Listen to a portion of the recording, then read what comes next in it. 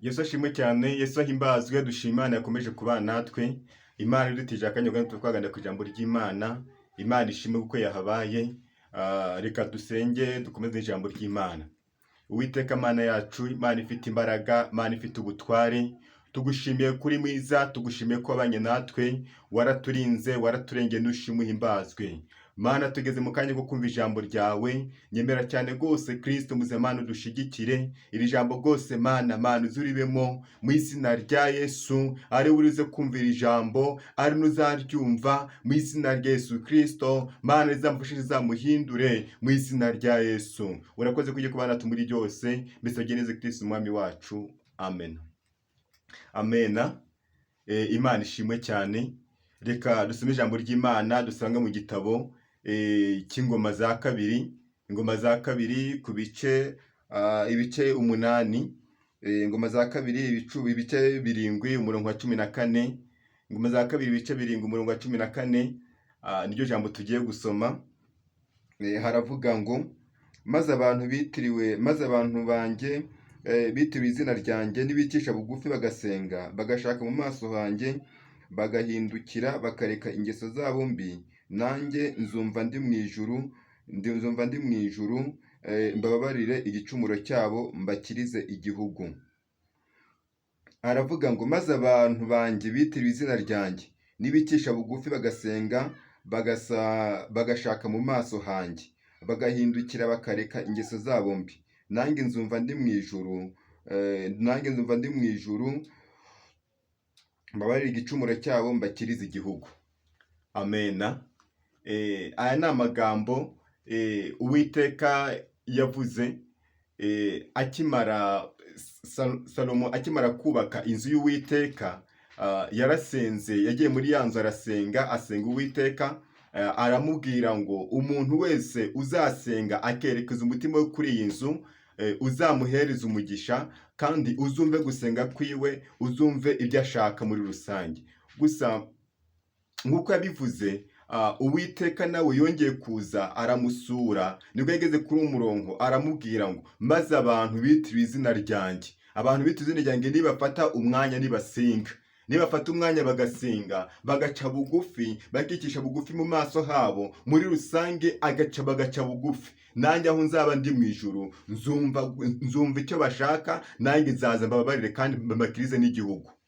Rero turi ku intego uvuga ngo amasengesho wasenga ashobora gukiza igihugu nayahe, naye masengesho wasenga akaba yakiza igihugu. Abantu benshi rero turasenga, dufite umubare w'abantu benshi cyane basenga, uko turasenga n'iminsi myinshi ishoboka abantu benshi, ariko ntabwo turamenya neza ikintu bita gusenga icyo ari cyo.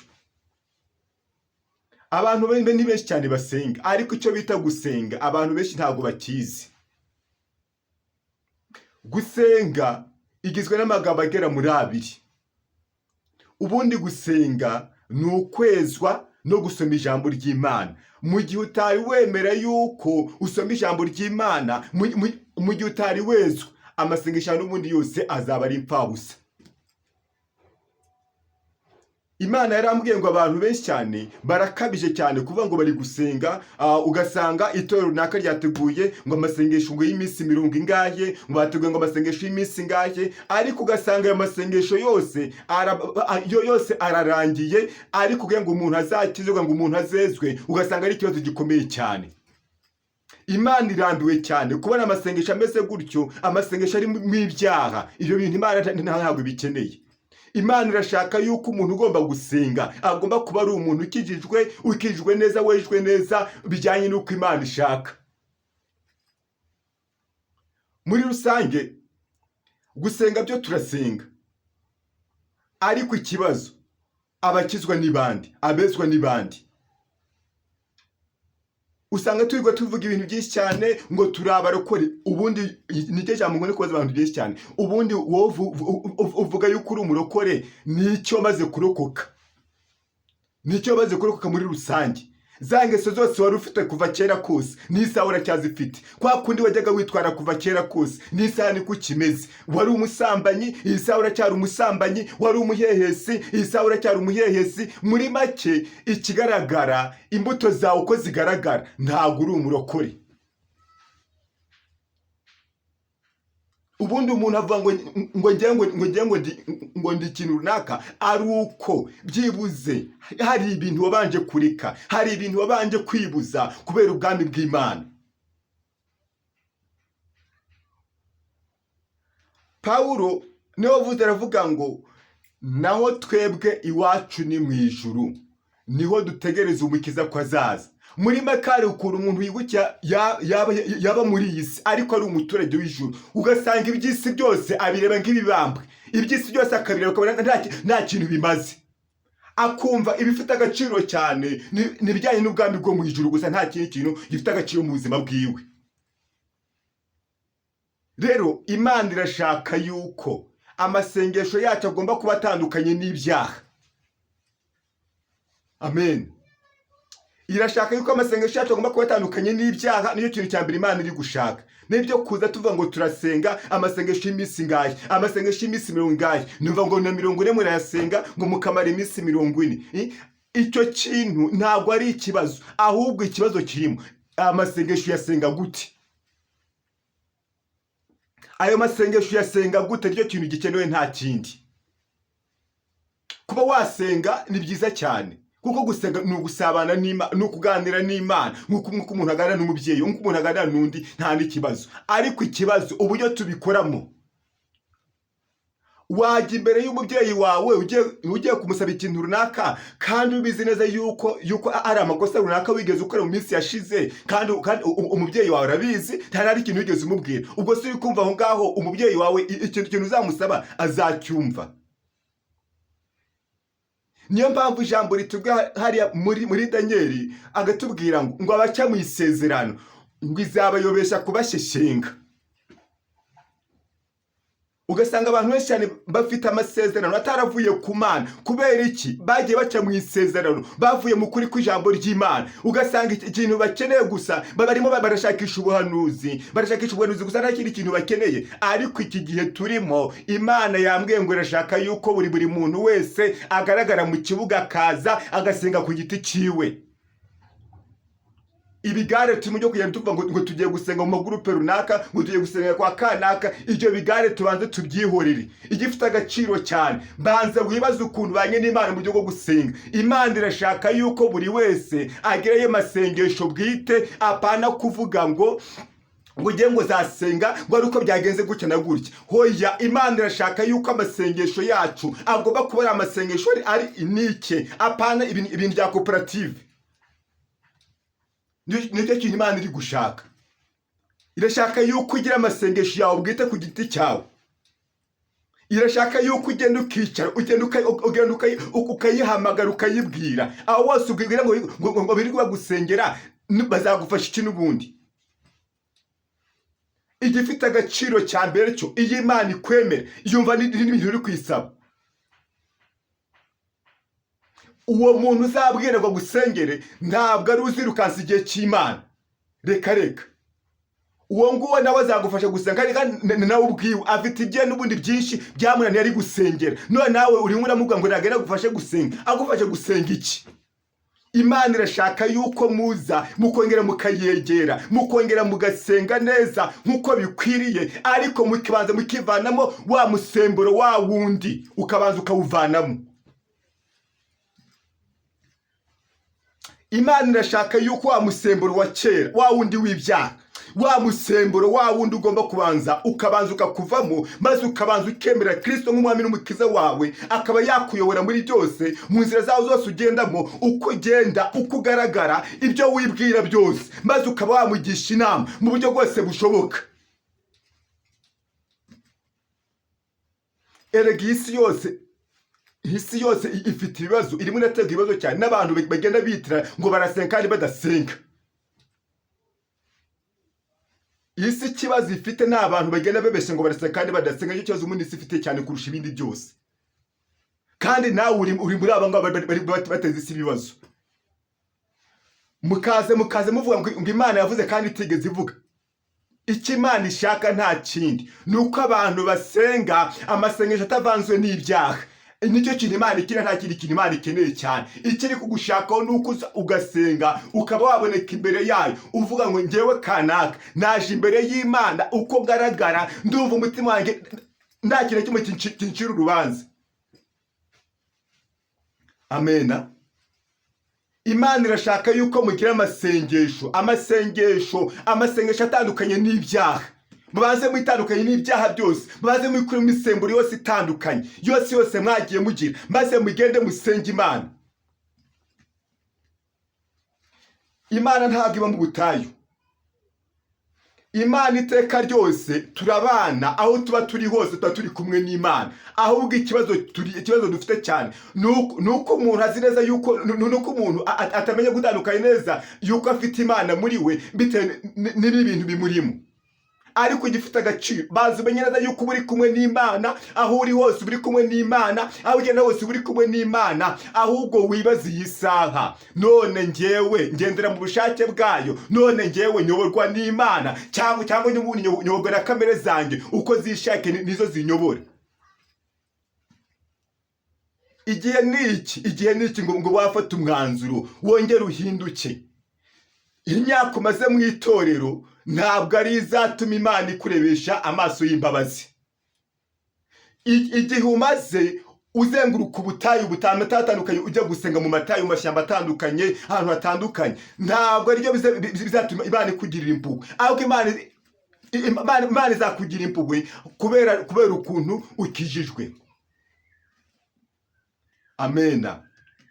Igihe niki ukaba wahitamo neza, ukamenya neza Imana wakurikiye. Apana ibintu by'amadini mugenda mu bigare bitandukanye. Hoya ukavuga ngo njyewe Imana akurikiye ni Imana ishobora byose, njyewe Imana akurikiye ni Imana ifite imbaraga, njyewe Imana akurikiye ni ya Mana yayindi ikora ibitangaza. Niyo Mana akurikiye. Kandi amasengesho y'umukiranutsi, icyo nzi neza, Imana yakuvuga itakuvugisha, Imana iba yumvishe gusenga kwawe. Ariko ikibazo dufite ni bande basenga mu kuri kw'ijambo ry'Imana.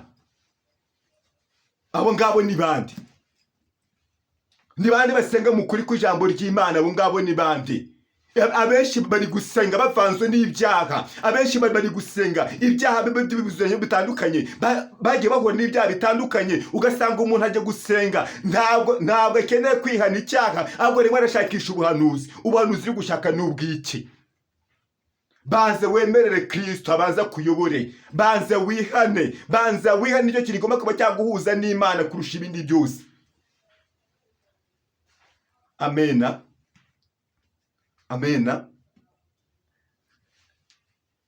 Namenye neza yuko Danieli, mu gitabo nasomye mu gitabo cya sanga Danieli barebye kubera ukuntu yabanaga n'Imana neza, ari wa muntu uba mu kazi kiwe neza, agakora neza kandi yubaha n'Imana, bituma bamugira ishyari ngo barebe Imana iba hagati muri we. Maze Danieli bapanga uwo mugambi umeze gutyo, ariko Uwiteka nawe atega undi mugambi wo kumurengera. Danieli babitegura gutyo, baragenda bakora inama, ariko Uwiteka nawe agenda kuri indi nama.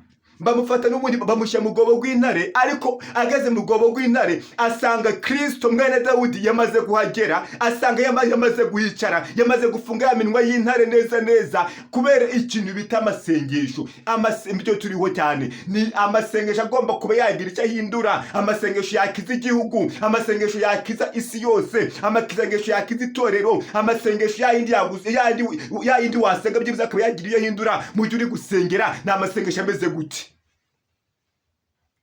Icyambere, Danieli nta cyaha yari afite imbere y'abantu, nta n'icyaha yari afite imbere y'Imana, ariko abantu baravuga ngo reka tugenda tumutegere cyane ku magambo y'Imana ye. Ariko Danieli yafashe umwanzuro amaramaza cyangwa mu mutima wanjye ntabwo nzabura gusenga kubera ko byagenze gutya, ariko asenga amasengesho atavanze n'ibyaha. Muri iyi minsi tusenga amasengesho avanze n'ibyaha, amasengesho ameze ukuntu, ariko aya masengesho Imana irayarambiwe. Irambiwe urusaku rw'abantu birirwa bahamagara Imana, irabirambiwe burundu. irabirambiwe burundu Imana. Ikintu ushaka nuko uko abantu bagenda ku murongo muzima bakabayoborwa n'ijambo ry'Imana. Ukibaza ijambo ry'Imana rivuga gute? Ntabwo ugomba gusenga ari uko wagiye ahantu runaka. Twongere tubyumvikane, ugomba gusenga kuko ari itegeko ry'Imana, kandi ukamenya neza yuko gusenga ugomba kubanza kwivana mu kintu bita ibyaha byose wifitemo hagati muri wowe. Amena, amena. Iki ni igihe cyo kugira ngo ufate umwanzuro hagati muri wowe. Fata umwanzuro uve muri ibyo bigare uherereyemo. Fata umwanzuro nawe ubwawe Imana irakuvugisha kandi ikaba yakumva. Apana kuba ngo uzategeza kandi ngo bazakubwire. Nawe ubwawe Imana irakuvugisha bitewe n'ukuntu mubanye. Impamvu Imana iba kure yanyu nta kindi ni ukwera ibyaha byanyu bitandukanye. Ariko iyi saha wafata umwanzuro ukava muri ibyo byaha ukaza ukemera Kristo nk'umwami n'umukiza, akaba yakuyobora muri byose, akaba yagendana nawe, akaba yakuyobora, mukaba mwasangira byose kandi bikemera bigakunda. Turi ku mumaro cyane w'amasengesho y'uduturo cyane. Amasengesho yakiza igihugu, akaba yakiza n'umuntu ku giti cyiwe, akaba yakiza itorero. Niyo masengesho turiho cyane. Imana irashaka yuko uyisenga wese agomba kuba ari uwera, kuko nayo irejejwe. Imana ni yera, n'abayisenga bagomba kuba basengera mu kuri no mu mwuka, kuko nayo Imana ni umwuka, n'abayisenga bagomba kuba ari abanyamuka nyine. Ntabwo uzigera ugira umwuka ugifite ibyaha. Uzagira umwuka ariko watandukanye n'ibyaha burundu. Amena. Imana irashaka yuko tuyisenga tukaba tukavana mu kintu bita ibyaha hagati muri twebwe, tukemera kuba twayoborwa cyane n'umwuka w'Imana kurusha ibindi byose. Yesu ashimwe cyane. Icyo nzi neza, abantu benshi cyane ntabwo bakunda amagambo y'ukuri, ntabwo bayakunda. Ariko icyo mbabwira, waba uri umushumba, waba uri apotre, waba uri bishop, waba uri pastor runaka, waba uri umwarimu, waba uri umunyamasengesho, waba uri umuhanuzi, niba udasengera mu kuri mu mwuka, nta juru ryawe rihari pe. Ikintu cya mbere cyo ugomba kubanza ukezwa, ugomba kubanza ukihana. Ntabwo uzajyana mu ijuru na titiri ufite, ntabwo uzajyana mu ijuru ngo nuko uzi kuririmba muri korali, ntabwo uzajyana mu ijuru n'amaturo watuye, ahubwo amaturo yanyu mutura amaze iki? Abamara iki ubundi? Akora iki amaturo yanyu? Amaturo yuzuye n'ibyaha. Akora iki? Amara iki ayo ngayo? Icyo Imana ishaka ni uko umutima wawe gusa wawemera Kristo, akaba yawuyobora kurisha ibindi byose. Icyo kintu gikenewe cya mbere. Naho muve mu kintu bita ibigare, muve mu kintu cyane bita ibigare, muyoborwe cyane n'umwuka wera, niho muzakora ibyo kamere idashaka. Amena. Imana irashaka yuko muyisengesha umwuka iteka mu buryo bwose bwo gusenga, kuko Imana ni umwuka, n'abayisenga ngo kwisenga mu mwuka.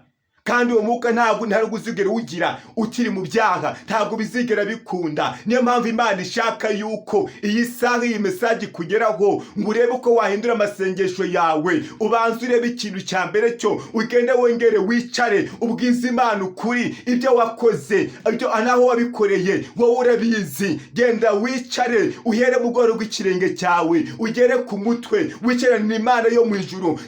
Ntabwo ari ngombwa kugira ngo ukene umuntu kanaka, uwo ngo ni umuntu. Nuko akumva ngo ni umutambyi, ni umuntu runaka, ariko ngo ni umuntu. Icyo ngusaba nuko wagenda ukicara wowe ubwawe, ukaba wabwiza Imana ukuri, ukayibwira ngo ngewe kanaka nageze gutya na gutya. Ukabanza ugahera cyane ukiri umwana, ukamenye n'iyisa uko uhagaze.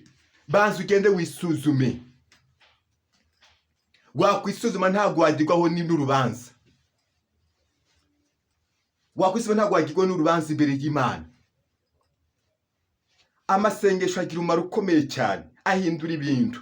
amasengesho atanga ubuzima, amasengesho atanga icyerekezo, amasengesho niyo ajya agira umuntu umugabo yabonaga ari imbwa, amasengesho ajya ahereza umuntu kubyara yabonaga nta kintu byaranze burundu, amasengesho akiza indwara zitandukanye, ahagurutsa ibirema, amasengesho ajya azura abantu bikagaragara. Iyo byose natwe turabizi kandi nawe ubwawe urabizi, ariko igifite agaciro banza wibaze, amasengesho ndi gusenga muri iyi minsi bimeze gute?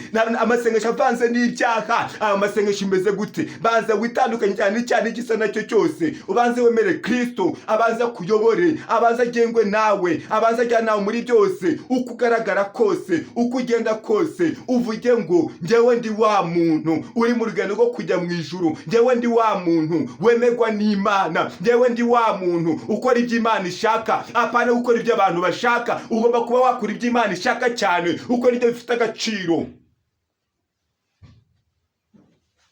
Amena. Abenshi twicaye aho twicaye hose ni ukubera Imana. Kuba wavuga ngo nice muri presence runaka, uwo mwanya wicaye ni ukubera Imana. Uri ministeri kubera Imana, uri muri sena runaka kubera Imana, uri ku mwanya runaka utandukanye kubera Imana, uri umucuruzi ukomeye kubera Imana, ufite ubuzima kubera Imana, akazi kose ugakora kubera Imana. Ariko iteka ryose abantu twagiye twigomeka cyane ku Mana, nicyo kibazo kirimo cyane.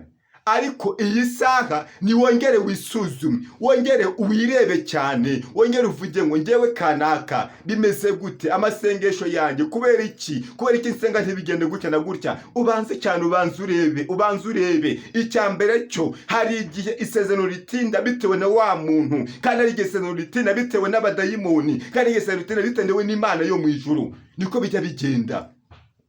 Wasanga ari wabigizemo uruhare kubera amasengesho wagiye usengana ibyaha, ukareba ko wakwihana. Iyi saha ni wemera yuko uri umunyabyaha, ukemera ibyaha byose bikaba byakuvaho. Kristo nawe yiteguye ko yakubabarira iteka ryose, kandi yiteguye ko yakuruhura ibyaha byose, akaba yakubabarira, akaba yakongera akakwishimira, akaba yakongera akakugira umwana we muri rusange. Wowe igifite agaciro gusa, banza umwemerere, umubwire ngo njye Kristo yisaha ngwemere cyane yuko nongera kubana nawe, kwemere cyane yuko nongera ngiye kwivanamo burundu ikintu cyose kibi gishoboka, kaba ngiye kwemera kuba nagenda nawe. Reka turebe ko twasenga Imana, dusabe Imana idushoboze, itwambike imbaraga, idukomeze cyane muri uyu murimo wayo, iduhe imbaraga cyane zo gushobora kuba twasenga, kuko abantu benshi cyane barasinziriye, bari mu bitotsi bidasanzwe, kandi batazi yuko tugeze cyane ku mugoroba w'isi, aho umugeni atagomba kuba yasinzira, batazi neza yuko tumaze kugira ahantu hakomeye cyane. Nyamara aho tugeze hakomeye cyane, kuko iyo urebye nawe n'amaso yawe gutya y'umubiri, ukareba ibintu byose biri mu isi uko bimeze, ukareba ibyorezo bitandukanye, wareba inzara ihari, wareba ubukene abantu bafite, wareba ibibazo abantu bafite bitandukanye, nta kindi kiri kubitera nuko abantu bagiye batera Imana umugongo, bakayirebesha ngo bari gusenga kandi batari gusenga. Niyo mpamvu turashaka yuko iyi saha banza wongere wisuzume. Niba uvuga ngo ugiye gusengera igihugu, njyewe kanaka ugiye gusengera igihugu meze gute, ngaragara gute imbere y'Imana? Banze wifatira umwanzuro ku giti cyawe, uvuge ngo njyewe byibuze uko ngaragara ndumva nejwe neza nta kibazo, byibuze reka ngende ndicare mbe nasengera igihugu, cyangwa mbe nasengera isi yose muri rusange. Ariko ikibazo, amasengesho avanze n'ibyaha, icyo ni ikizira imbere y'Imana. Icyo ni ikizira imbere y'Imana. Icyo Imana ishaka cyane ni uko abantu banze kwivanamo ikintu bita ibyaha byose bafite hagati muri bo, bakumva bezejwe cyane, bakumva ari abantu bafite umumaro, bakumva ari abantu bafite agaciro imbere y'Imana. Nicyo kintu gikeneye. Mureke twinjire mu mwanya wo gusenga, ariko cyane cyane wisuzume, wibaze iyi saha amasengesho ndi gusenga bimeze gute? Iyi saha amasengesho mfite yahindura imigambi mibi umwana afite ku gihugu? Hari icyo yakora mu itorero se? Hari icyo yakora ku isi yose? Hari icyo yakora mu muryango wanjye se? Hari icyo yakora mu rugo rwanjye muri rusange? Ibyo byose ukaba wagira ukuntu wasaba Imana ikaba yagushoboza, ibyo bintu byose bikaba byakoreka. Amena. Ibifite agaciro cyane nuko wakwemerera Imana ikaba yakuyobora muri byose, ukabagendana ukuri kw'ijambo ryayo. Imana ikabana nawe mu byo uvuga byose, mu byo ukora byose, ukaba uri kumwe n'Imana kurusha ibindi byose. amena. Mureke dufate umwanya dusenge, ariko wumve ufite intego hagati muri wowe, wumve amasengesho wasenga yashobora kuba yahindura ibintu. Ni amasengesho yejejwe nta kindi, ni uko ugomba kubanza kwezwa mbere y'ibindi byose, ukabanza ukihana, ukabanza ukemera Kristo nk'umwami n'umukiza wawe, maze ukaba wabona gusenga. Niko kuri kw'ijambo. Utari wakwihana, amasengesho n'ubundi uzakomeza kwa kundi, kandi hahandi wicaye n'ubundi bizakomeza kugenda kwa kundi. Imana izagira ibyiguhereza, izabiguhereza wasenze, nuko yabiguhereza gutya, ariko ukamenya ko nta bugingo wifitiye. Uzabona ibyo mu isi, ariko biragatsindwa n'Imana. Kuba wagira ibyo mu isi bishoboka, ukaba wagira ibintu byose bishoboka pe, byose bishoboka, ariko udafite ubugingo biragatsindwa n'Imana. Igifite agaciro ni ubugingo, igifite agaciro ni ubugingo kurusha ibindi byose. Amena. Mureke dufate umwanya dusenge Imana, dusaba Imana idushoboze kongera gusenga nk'uko ishaka, idushoboze cyane kwezwa. Uwiteka Mana yacu, Mana ifite imbaraga, tugushimiye kuri mwiza, tugushimiye ko wabanye natwe. Mana, twumvishe ijambo ryawe, dusanze ntabwo twagiye ugushaka. Reka weze uyu mudamu, reka weze uyu mugabo, reka weze uyu musore, reka weze uyu mukobwa, mu izina rya Yesu Kristo. Imana ifite imbaraga, wongere ubishimire, wongere wishimire Imana ibitambo byabo, ari uko bagiye kose. Mana bakagenda barongotana mu nzira zitandukanye, ntibakuneze bagushimisha uko bikwiriye. Byose genda babare muri rusange, ubeze ubatunganye, amaraso yawe wongere baboneke ukundi, mu izina rya Yesu. Ubashoboze Mana kugira amasengesho y'umwimerere, amasengesho ajyanye n'ibyo ushaka, mu izina rya Yesu. Urakoze Mana kubabariye, urakoze Mana kutanze imbabazi. Mana tugushime byose kubikoze, Mana tugakira byose kubikoze, ubwa Kristo Yesu umwami wacu. Amen. Imana baruwe umugisha, kandi ikomeze barwane muri byose. Shalom shalom, turi kumwe.